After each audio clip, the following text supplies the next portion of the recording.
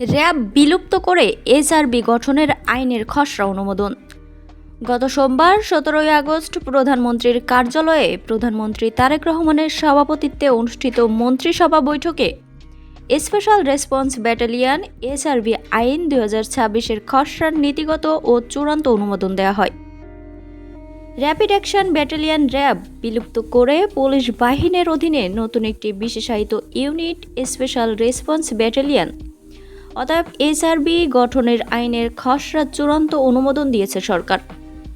নতুন এই ইউনিটে র্যাবের বর্তমান জনবল, ক্ষমতা, সম্পদ, তহবিল, হিসাব ও রেকর্ড সহ যাবতীয় বিষয় স্থানান্তরের বিধান রাখা হয়েছে। একই সঙ্গে এই বাহিনীর জবাবদিহি নিশ্চিন্তে বহুপক্ষীয় অভিযোগ প্রতিকার কমিটি গঠনের প্রস্তাব করা হয়েছে।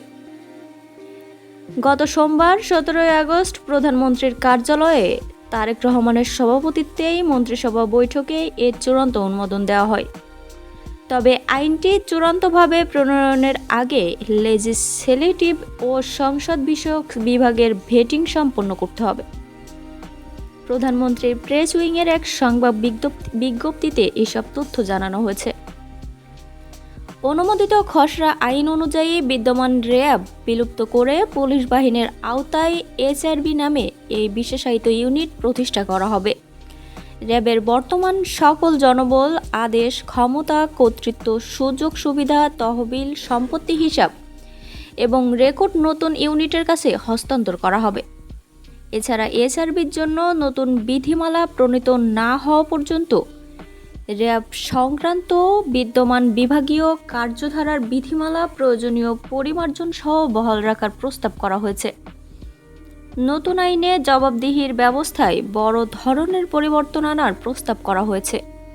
নাগরিকদের কোনো অভিযোগ থাকলে কিংবা ইউনিটের সদস্যদের অভ্যন্তরীণ সংক্ষোভ বা অসন্তোষ দেখা দিলে তা নিষ্পত্তির জন্য একটি বহুপক্ষীয় অভিযোগ প্রতিকার কমিটি কাজ করবে।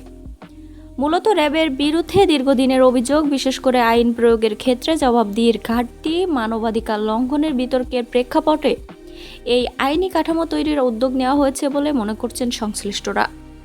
উল্লেখ্য, 2004 সালে বিএনপি নেতৃত্বাধীন সরকারের সময় গঠিত হওয়ার পর থেকে র্যাব জঙ্গিবাদ, সন্ত্রাস দমনে গুরুত্বপূর্ণ ভূমিকা পালন করে আসছিল।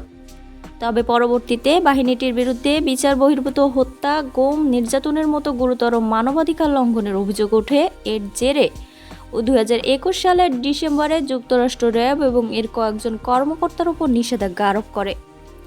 2024 সালের জুলাই-আগস্টের ছাত্র জনতার গণ-অভ্যুত্থানের পর র্যাবের ভূমিকা নিয়ে নতুন করে ব্যাপক তদন্ত ও সংস্কারের দাবি ওঠে। জাতিসংঘের মানবাধিকার বিষয়ক হাই কমিশনার দপ্তরের 2025 সালের প্রতিবেদনেও র্যাবকে গুরুতর মানবাধিকার লঙ্ঘনের সাথে যুক্ত বাহিনী হিসেবে উল্লেখ করে জবাবদিহি ও কাঠামো সংস্কারের প্রয়োজনীয়তার কথা বলা হয়েছিল। এর আগে গুম সংক্রান্ত তদন্ত কমিশন, আন্তর্জাতিক মানবাধিকার সংস্থা হিউম্যান রাইটস ওয়াচ ও গুম মানবাধিকার লঙ্ঘনের সংস্কৃতি বন্ধে র্যাব বিলুপ্ত করার সুপারিশ করা হয়েছিল। র্যাবের এই ব্যাপক সংস্কার নিয়ে 2024 সালের শেষ দিক থেকেই সরকারের মধ্যে আলোচনা শুরু হয়। 2025 সালের এপ্রিলে তৎকালীন র্যাব মহাপরিচালকও জবাবদিহি নিশ্চিত করতে নতুন আইন প্রণয়নের দিকেই ইঙ্গিত দিয়েছিলেন।